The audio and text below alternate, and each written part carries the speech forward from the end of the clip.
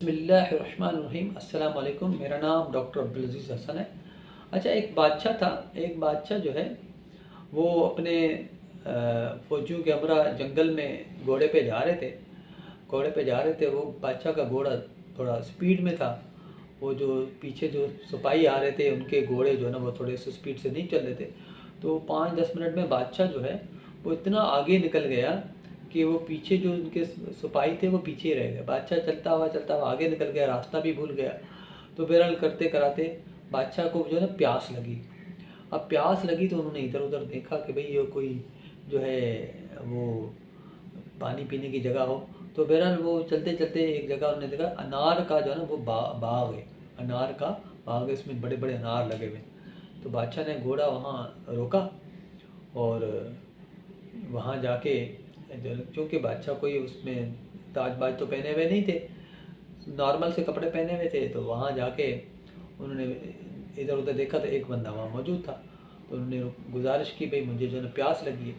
तो उस बंदे ने जो है वो बड़ा सा अनार काटा और वहाँ से तोड़ा दरख्त से और उसको काट के बादशाह को पेश किया।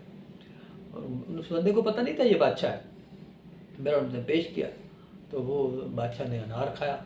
अनार बहुत मीठा, ठंडा, ज़बरदस्त। बादशाह को मज़ा आ गया। ठीक है। और बादशाह बड़ा लजीज लगा। बादशाह की प्यास भी बुझ गई, थोड़ी एनर्जी आ गई। अब बादशाह के दिल में ख्याल आया कि इतने सारे अनार का बाग है, इतने पैसे कमाता होगा, क्यों ना मैं इसके ऊपर टैक्स लगा दूँ। ठीक है। तो बादशाह ने उसको गुजारिश की कि भाई मुझे एक और अनार दे दो। तो उन्होंने उस बंदे ने एक और अनार तोड़ा, वो तोड़ के दिया।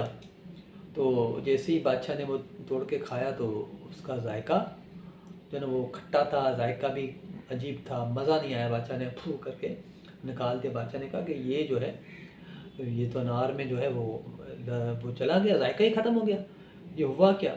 तो उस बंदे ने बड़ा प्यारा जवाब दिया, जो जिसका वो बाग था ना, उसने बड़ा बादशाह को प्यारा जवाब। बादशाह उनको पता नहीं था कि ये बादशाह है।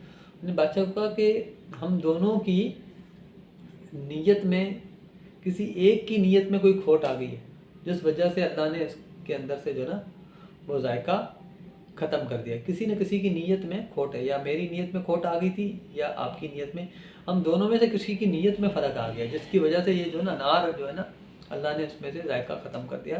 पहले बहुत ठंडा मीठा आ रहा था, ये अब आपको ऐसा नसीब हुआ है। तो इस हिकायत से यानी मैं ये लेसन लेता हूँ या मैं समझता हूँ कि हम जो अपनी लाइफ गुजार रहे होते हैं, जब हम घर में रह रहे होते हैं, तो बड़े हंसी खुशी बड़ा ज़बरदस्त सिस्टम चल रहा होता है।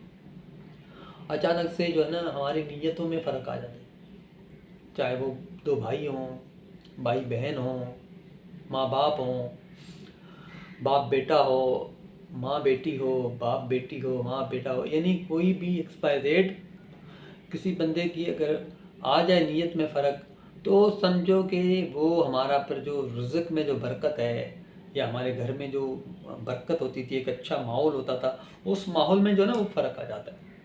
वो फिर हम चाहते हुए भी जो है वो उसको ओवरकम नहीं करते।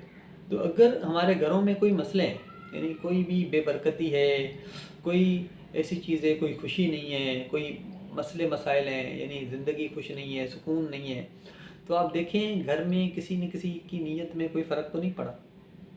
बाप बेटे पूरा फैमिली बड़ी खुश रही होती है, अचानक से जो है ना वो मसले मसाइल शुरू हो जाते हैं, झगड़े शुरू हो जाते हैं, क्योंकि किसी न किसी की नीयत में फ़र्क आ जाता है। तो अगर हमारे घरों के अंदर ऐसा कोई मसला है, कोई रिज़्क़ में तंगी है, कोई इश्यूज़ हैं, तो फिर आप जो है ना देखें अपनी फैमिली के अंदर कहीं ना कहीं जो है ना वो नीयत का फ़र्क ज़रूर आया है, कहीं ना कहीं बदनीयती मौजूद है, चाहे वो ज़ाहिर में हो चाहे छुपी भी हो, जिसकी वजह से ये पर बरकत अल्लाह ने जो है ना हमारे अंदर से उठा ली है। तो उस चीज़ को ओवरकम करें, प्रॉब्लम को जो है ना वो आइडेंटिफाई करें, सिम्टम्स को जो है ना करें, प्रॉब्लम्स को रिजॉल्व करें, उस प्रॉब्लम को सॉल्व करें, देखें आपकी ज़िंदगी कैसे बेहतर हो जाती है। Thank you very much. Allah हाफ़िज़।